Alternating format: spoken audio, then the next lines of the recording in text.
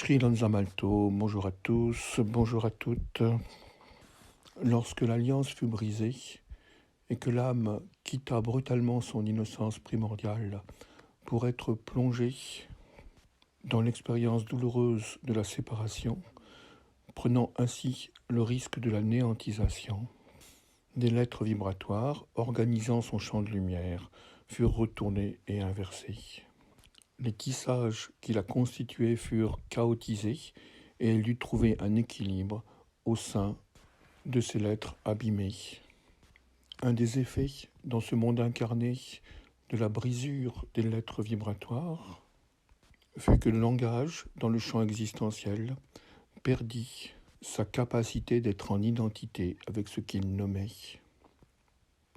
Avant la brisure, la parole portait l'énergie et la fréquence de la chose nommée. Ainsi, il était possible, par le verbe, de déplacer des pierres et de construire des pyramides, de guérir des blessures physiques ou psychiques. Et ceci parce qu'il existait une continuité vibratoire et informationnelle entre le son et ce que ce son représentait et portait. La brisure des structures informationnelles primordiales de l'âme a transformé le langage en outil de représentation et de nomination.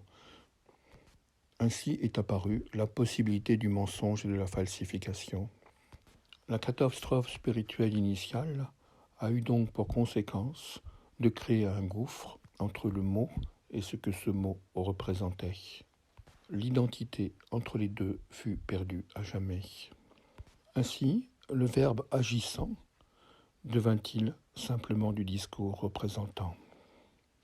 La souffrance de ce hiatus, de cette coupure, de cette séparation entre la nature vibratoire de l'objet et l'errance nominative de la parole engendra une souffrance qui tenta d'être comblée par la quête de sens de l'ego. Car lorsque le contact vibrant avec l'univers fut perdu également le sentiment intense d'être le monde et que la totalité de ce qui est circule à travers soi. En conséquence, l'ego, en tant qu'expression incarnée du déséquilibre de l'âme, ne peut plus se vivre comme étant actif au sein de l'univers, mais se représente comme étant isolé dans l'univers. Pourtant, il est une façon de reconnecter un peu le sens perdu et le sens oublié, le sens caché derrière les mots, de retrouver l'essence qui anime les propositions et les expressions, ou les noms. Ce chemin passe par les anagrammes. L'anagramme étant une façon de réorganiser les lettres vibratoires d'un mot ou d'une expression de façon à en retrouver le sens caché ou la dimension prophétique.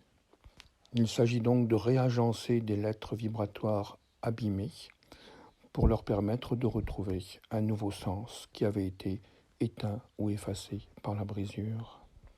Aussi quelques exemples d'anagrammes signifiants.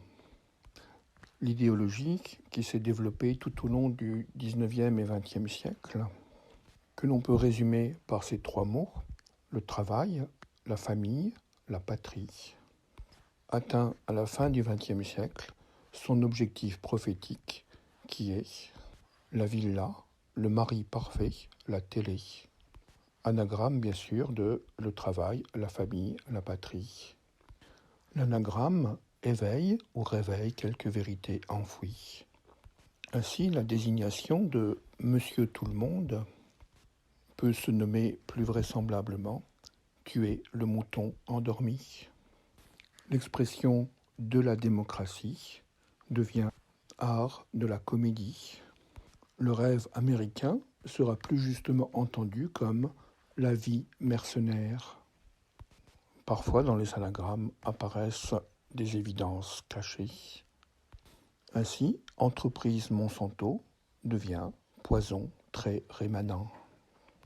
Et pour une expression plus locale et actuelle, nous pouvons noter que l'anagramme de Front National, c'est l'entonnoir fatal, et l'anagramme de La République en marche, le banquier m'épluchera. Nous pouvons donc pressentir une dimension prophétique à travers ces anagrammes. Comme si les fréquences initiales s'étaient repliées, cachées dans un désordre que nous pouvons remettre en ordre et réaligner.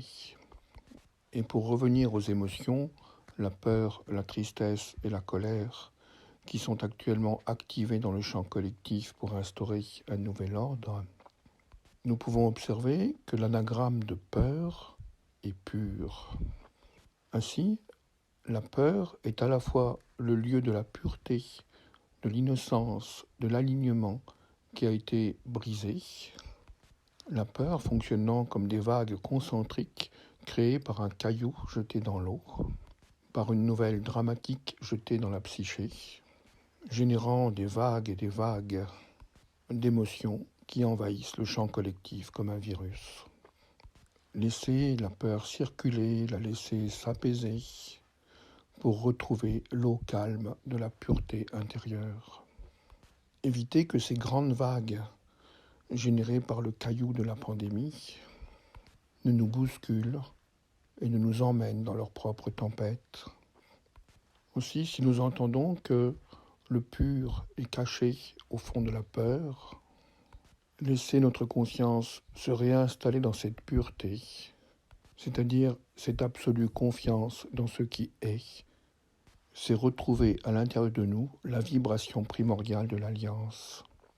Reconnaître que la peur est une falsification vibratoire de la pureté et qu'elle a juste pour fonction démiurgique de briser la clarté et la transparence de nos eaux intérieures.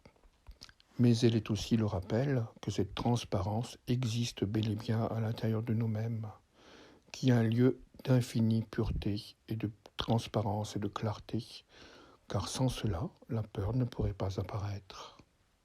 La peur, malgré elle, au-delà de sa fonction apparente de séparation, nous rappelle sans cesse que nous sommes fondamentalement des êtres purs et des êtres spirituels, possédant encore à l'intérieur de nous-mêmes le germe de l'alliance.